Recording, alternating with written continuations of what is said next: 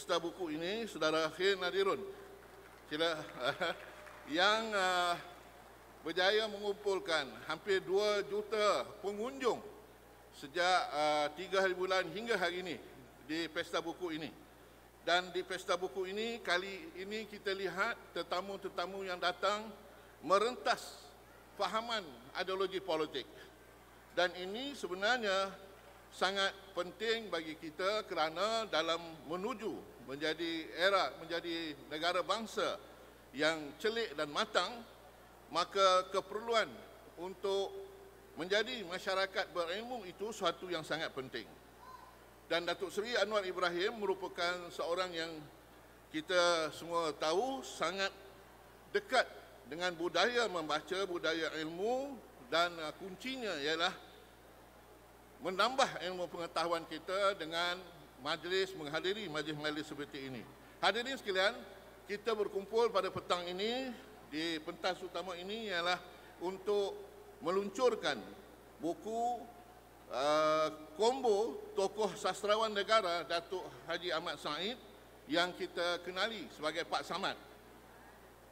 Pak Samad ialah seorang sastrawan yang kami anggap sebagai sastrawan nadi rakyat. Beliau cukup aktif dari dahulu, sejak era awal reformasi, dan beliau tidak pernah untuk tidak hadir dalam semua majlis yang diadakan dan menyampaikan kritikan beliau terhadap isu-isu rakyat dan polisi kenegaraan dengan cara yang tersendiri. Bagi pihak Institut Darul Ihsan, penerbitan NOHA, Triple IT, kami mengucapkan ribuan terima kasih kepada pihak penganjur kerana memberi peluang kepada kami untuk sama-sama berpartisipasi dalam pesta buku ini, dan khususnya untuk majlis peluncuran buku kombo Merdeka 65 Tahun karya sastrawan negara Datuk Haji Ahmad Said. Semoga pada majlis ini ia mendapat keberkatan daripada Allah Subhanahu wa taala. Sebelum saya mengundur diri, saya juga ingin mengumumkan bahawa Kerajaan Negeri Selangor melalui Perbadanan Perpustakaan Awam Selangor telah bersetuju untuk membeli 100 set kombo 65 tahun Merdeka ini untuk diedarkan ke perpustakaan-perpustakaan di seluruh negeri Selangor. Dan kami juga merakamkan penghargaan kepada beberapa orang pimpinan yang telah pun memberikan komitmen mereka untuk mendapatkan buku ini untuk diedarkan.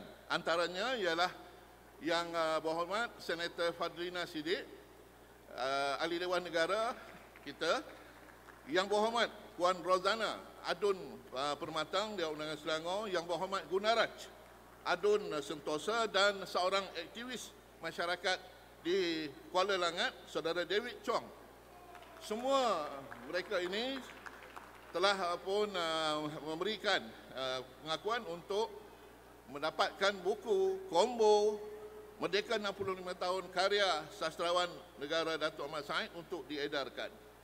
Sekian, saya ucapkan terima kasih sekali lagi, penghargaan yang tidak terhingga kepada penganjur yang memberi peluang kepada kami berpartisipasi dan juga memberi ruang untuk Datuk Seri Anwar Ibrahim bersama-sama dengan kita pada petang ini. Wabillahi taufiq wal hidayah. Assalamualaikum warahmatullahi taala wabarakatuh. Assalamualaikum warahmatullahi wabarakatuh. Alhamdulillah nahmaduhu wa nusalli ala rasulihil karim. Salam sejahtera Saudara Ismail dan Idi dan penganjur, sastrawan negara yang saya muliakan, Zurina dan juga Saudara Bahazin, Ketua Perpustakaan Selangor, Datuk Paduka Mastura, Saudara Mazli, Saudara Zuna, dan khususnya Saudara Khair yang menjadi tunggak kepada pesta buku kali ini. Saya tentunya bersama dengan saudara-saudara rasa bangga, alhamdulillah. Sekian lama kita adakan pesta buku dan kali ini sambutannya luar biasa dari rakyat Malaysia yang menunjukkan bahawa ada harapan, ada gambaran yang lebih cerah untuk memperkasakan rakyat. Rakyat ini mungkin diperkasakan dengan kekuatan ekonomi, tetapi pemerkasaan rakyat itu juga adalah dengan pemerkasaan budaya. Pemerkasaan budaya itu dengan ilmu, dengan tradisi iqra, membaca. Dan ini yang dianggap satu kelemahan nyata dan ketara di kalangan masyarakat kita. Media sosial boleh kita manfaatkan, tapi media sosial itu tidak harus dianggap sebagai pengganti membaca karya-karya besar, baik dunia ataupun dalam negara. Kehadiran dua sastrawan negara termasuk pelukis terkenal Zuna itu menunjukkan keprihatinan mereka, tetapi sambutan di rakyat itu penting. Kita pada hari ini tentunya khusus, saya boleh bicara tentang puisi Zurina ataupun penulisan Baha. Kebetulan ada seorang sahabat karib saya yang menganggap satu-satunya penulisan bahasa Melayu yang terindah harus oleh Baha Zain. Itu pendapat sahabat saya, belum tentu saya. Tetapi itu menunjukkan bahawa ada minat dan kesediaan di kalangan kita untuk memperbaiki mutu bahasa dan ilmu. Samad Said ini merupakan suatu tokoh istimewa dalam bidang sastra. Tentu ramai di kalangan peminat sastra akan mengikuti sejarah hidup dia. Dan buku Salina itu sendiri, walaupun sekarang dibaca seperti biasa, tetapi merupakan mencetuskan kontroversi besar di kalangan rakyat. Samad ini seperti mana seorang seniman selalunya halus perasaannya, hati nuraninya. Dan selalunya lebih dekat dengan orang miskin, orang derita. Termasuk apa yang dikategorikan sebagai penari joget dalam lantai tipingki ataupun pelacur dalam sarina. Pada masa itu ada yang agak kurang senang kerana nampak seolah membela Salina seorang pelacur. Tetapi Samad memilih untuk mendalami sejarah persekitaran yang memaksa seorang wanita baik, seorang anak yang salehah dan seorang isteri yang setia yang terpaksa terjurus ke lembah yang dianggap hina. Sebaik saja ada ruang untuk membebaskan beliau daripada itu, termasuk perkahwinan dengan Takwar, malangnya seorang lelaki yang bobrok, jelek, yang mabuk dan memukul isteri dan sebagainya. Sempat kali ke Kelantan, tapi sempat memberi didikan yang baik kepada Helmi. Umpamanya, saya percaya sebahagian saudara baca. Kalau yang belum baca, saya syorkan. Anak muda harus kenal sastra dan budaya mereka. Dan di antara karya besar mutaakhir ini yang pernah dilahirkan dalam negara kita dalam bahasa Melayu yang baik adalah Salina karya Samad Said. Saya harap saudara mengambil berat dalam isu ini ya. Ada karya-karya lain yang selain daripada Salina, Langit Petang dan Hujan Pagi. Saya sebut tadi Wira Bukit, tetapi juga satu penulisan yang sangat menyentuh perasaan tentang sejarah hidup Rasulullah SAW, Al-Iman. Tadi kebetulan dalam siapkan nota, saya cuba nak cari nota saya yang saya lakukan di Sungai Buloh. Sungai Buloh itu Istana Hinggap. Itu dulu saya, sekarang giliran siapa belum tahu. Saya catat tentang bagaimana dengan kepetahan keupayaan Samad melakar apa dia maksud jahiliyah. Ya. Kekejaman, kezaliman, kejahilan, keangkuhan kuasa, tamak haloba. Itu digambarkan dengan binatang-binatang hewan yang buas sekali. Itu karya lain, yaitu Al-Imam yang ditulis oleh Samad dan kebetulan dikirim kepada saya semasa saya istirahat di Sungai Buloh. Nah, itu ada hikmah dia. Bagaimana orang tanya, Anwar boleh baca ni semua? Karena saya ada peluang, karena masa keemasan, tidak ada kerja lain, tidak boleh bicara, tidak boleh pidato, tidak boleh bekerja, tidak boleh bersama Azizah, hanya boleh membaca, membaca dan membaca.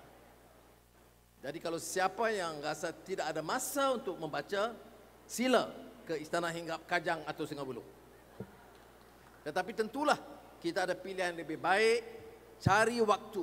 Ada orang beritahu saya, dia kata, Suhano baca puisi Sama Said atau karya Bahazain ataupun puisi Zurina atau sebelumnya Tongkat atau Christmas atau yang baru-baru, juga buku-buku lain.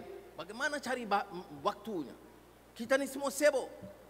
Itu jawapan yang sangat dangkal dan tidak musabah. Tidak ada orang yang paling sibuk tak sempat solat. Tidak ada orang yang mungkin mengatakan terlalu sibuk tak sempat baca Quran. Tidak ada orang yang harus kata sibuk tak sempat membaca.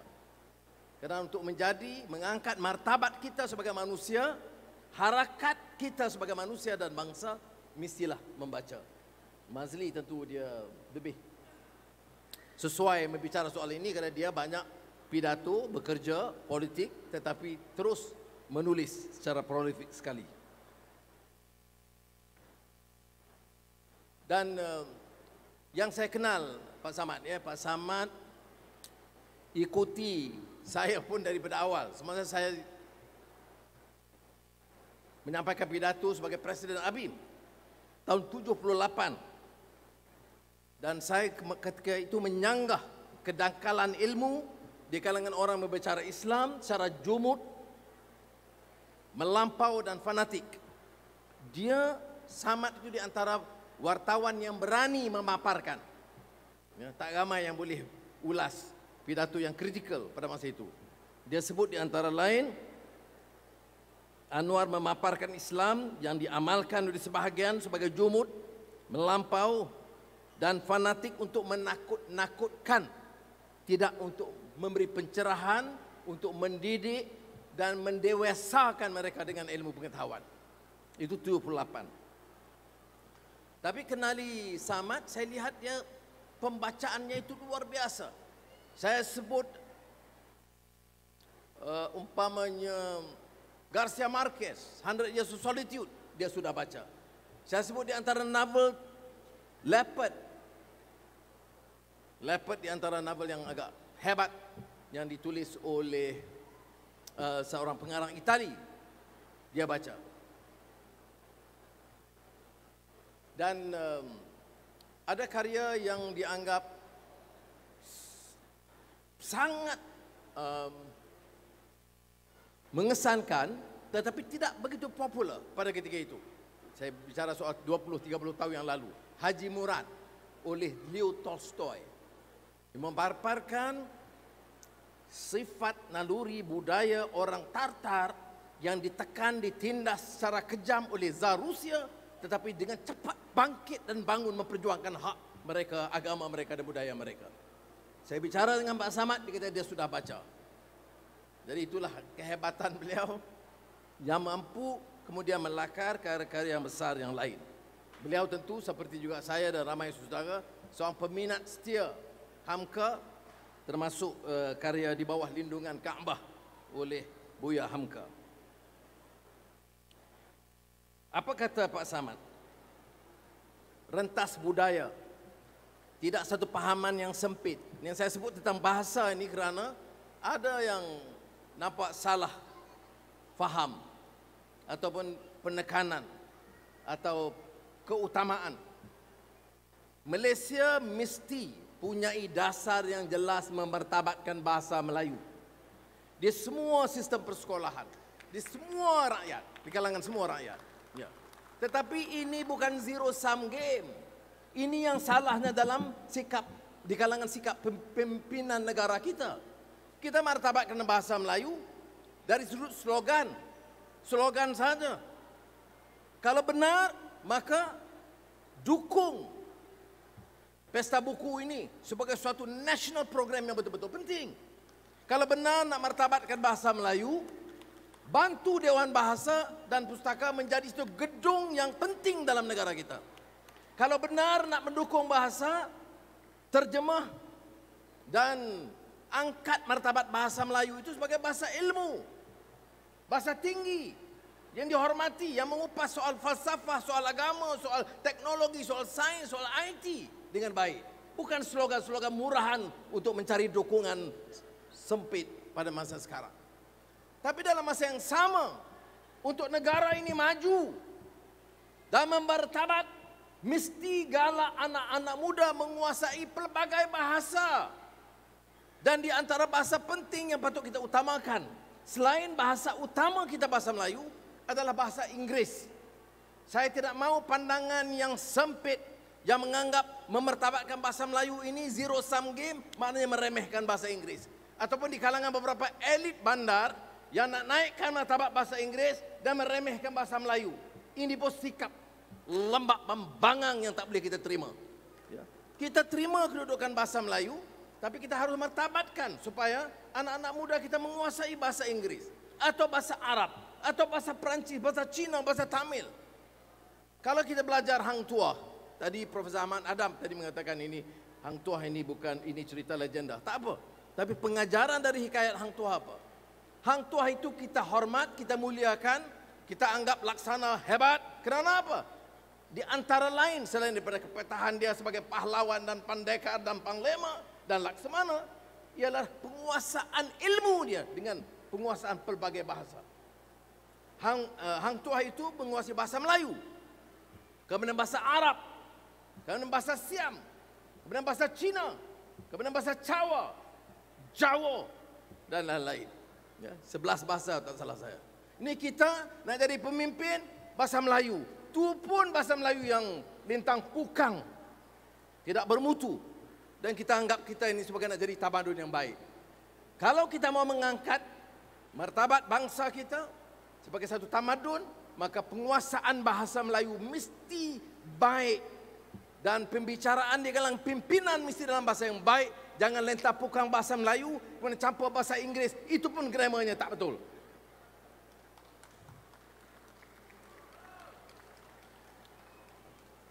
Itu Salina.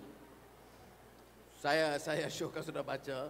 Memang ada orang mengatakan diterbitkan tahun 1961.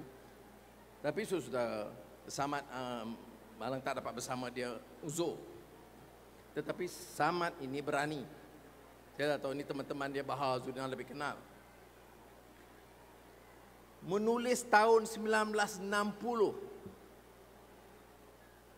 Mempertahankan pelacur. Ini kalau tak berani tak boleh.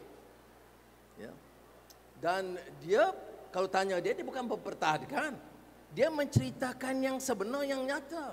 Soal kemiskinan, orang hidup melarat, sistem negara pada masa itu selepas Perang Dunia Kedua. Orang yang hidup sederhana kemudian merempat. Ya. Dan kita ini kerja kita dalam dakwah asyik hukum orang saja. Tidak mendidik. Jadi saya fikir kalau ada tanya kesannya daripada karya besar Salina ini, dia memberi kesedaran kepada kita, jangan angkuh, jangan takabur, jangan rasa kita sudah serba mengetahui dan serba baik, tetapi didiklah, bantulah yang merempat ini, bantulah yang susah supaya mereka dapat merdeka dan jadi manusia yang baik. Dan sanggahan terhadap karya itu bukan saja daripada rakyat awam dan guru-guru agama, termasuk daripada Shah Nur Ahmad pada masa itu. Dan kalau baca karya Samad dari Salina ke Langit Petang, dia ada menyebut sebelum Dewan Bahasa menerbitkan, diminta beri tambah satu ayat supaya nampak, supaya kita tak pertahankan pelacuran tetapi memberi kesedaran supaya bawa kepada yang ma'ruf dan kebaikan. Dan itu dilakukan oleh Samad. Itu juga dan juga kejayaan Pak Kris. Langit Petang ini juga ada sejarah tentang Malayan Union dan perjuangannya, tapi saya nak kupas tentang Hujan Pagi yang diterbitkan pada tahun 1987. Dan Hujan Pagi juga menceritakan, saya ingat mirip kisah Samad Said sendiri sebagai seorang wartawan. Wartawan itu bukan pelapor dan penjilat. Wartawan itu juga seperti seniman, harus punya keberanian untuk menyatakan yang benar. Janganlah ekonomi itu dah hampir muflis, kita kata ekonomi harus terus berkembang. Mutu pendidikan sudah menurun, kita masih lapor mengatakan, wah kita sampai tahap di antara yang terbaik di dunia. Itu kita gunakan lakaran pena kita untuk memperbodohkan rakyat. Kalau kita baca Al-Quran dalam Syu'ara, apa dia? Apa bedanya serangan Quran terhadap penyair ini? Kerana menggunakan kepetahan mereka itu untuk memuja yang palsu, memuja rasuah dan kebobrokan dalam hidup. Jadi harus dilatih untuk menjadi yang baik. Ini Hujan Pagi. Saya nak akhiri penghargaan kita khusus kepada Samad Said dengan kombo Salina, Langit Petang dan Hujan Pagi sebagai suatu tanda oleh ide dan kerajaan Selangor dan rakan-rakan di sini untuk menggalakkan rakyat membaca karya-karya penting dari sastrawan besar kita. Dan saya nak akhiri dengan membaca puisi, sebitan puisi oleh Samad Said. Dengar baik-baik. Dan kemudian anak muda ni, adik-adik saya dan anak-anak saya dihafal. Membakar bahtera. Samad Said. Kita sedang diasuh mendakap kepalsuan. Dalam senyap menajisi benih kebenaran. Bangsa sedang gelupur dalam cekau kuasa. Pendeta perlu cepat ganti gigi ke taringnya. Jadi maknanya jangan latih untuk mendakap yang palsu. Jangan menyebabkan yang benar itu jadi najis. Dan jangan terpukau dengan sang penguasa yang tidak adil, rasuah dan zalim. Dan orang yang pintar, berilmu, dalam disebut di sini kategori pendeta, ganti gigi dengan taring. Jangan nampak penampilannya hebat, gelarannya panjang, tetapi bacul. Kedua, kebenaran. Ini lebih mudah. Apa dia makna kebenaran oleh Samad? Dan apa risiko memperjuangkan kebenaran? Kata Samad Said, setiap yang benar betapa ditekan tetap menjalar. Tanpa dibaja kan tetap mekar. Tanpa udara pun kan tetap segar. Ini bahawa keyakinan kita kebenaran.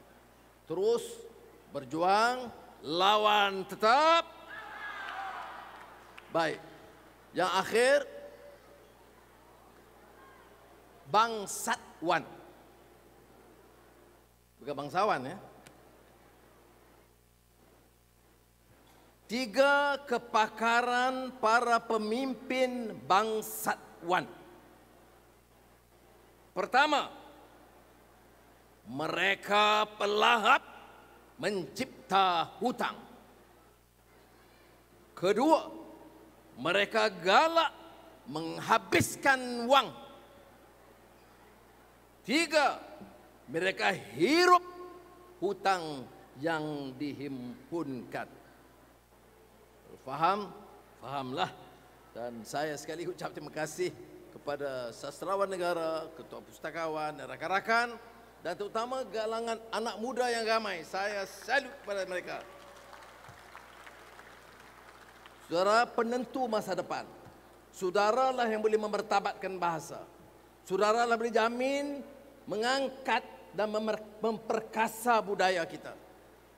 Dan saudara akan menentukan sama ada kebenaran tertegak di negara tercinta ini. Dengan lafaz Bismillahirrahmanirrahim, saya meluncurkan kombo Salina, Langit Petang dan Hujan Pagi, karya sastrawan negara Samad Said. Assalamualaikum warahmatullahi wabarakatuh. Waalaikumsalam warahmatullahi wabarakatuh.